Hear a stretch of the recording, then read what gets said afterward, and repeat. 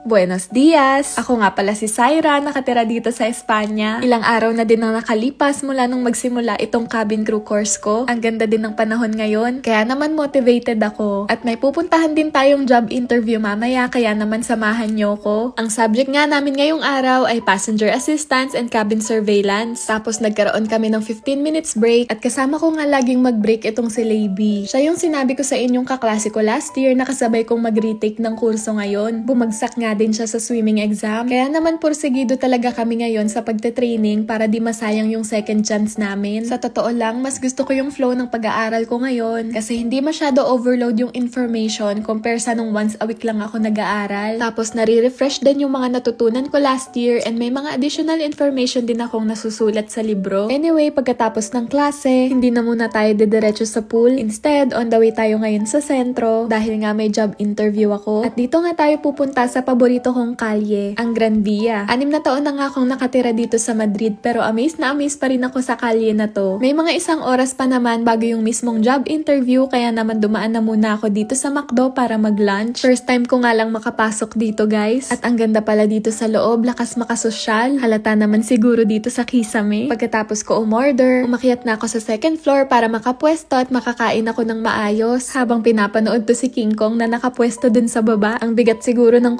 costume niya, no? Anyway, pagkatapos ko kumain, nag-retouch na ako tapos bumaba na bago pa ako malate sa interview ko. Na-distract pa ako saglit sa mga rescued dogs dito sa labas ng McDo. Oo guys, marami din dito sa Spain yung mga inaabuso at inaabando ng mga aso. Hayaan nyo, isang araw magbo-volunteer tayo at ipapakita ko sila sa inyo. Sa ngayon, mag-focus na muna tayo sa paghahanap ng trabaho. May mga ilan na din akong napasahan ng resume pero ito pa lang yung una kong job interview. At naitawid ko nga ng mabuti ang interview ngayong araw kaya naman success. Hindi na nga importante sa akin kung matatanggap ba ako o hindi. Basta naitawid ko yung interview sa Espanyol, masaya na ako. Wala din naman kasing mangyayari kung mag-aalala ako. At sabi nga nila, gawin mo ang lahat ng makakaya mo tapos ipaubaya mo na sa kanyang natitira. Kaya abang-abang na lang tayo guys kung makukuha ba ako. O siya, yun lang muna. Hasta luego!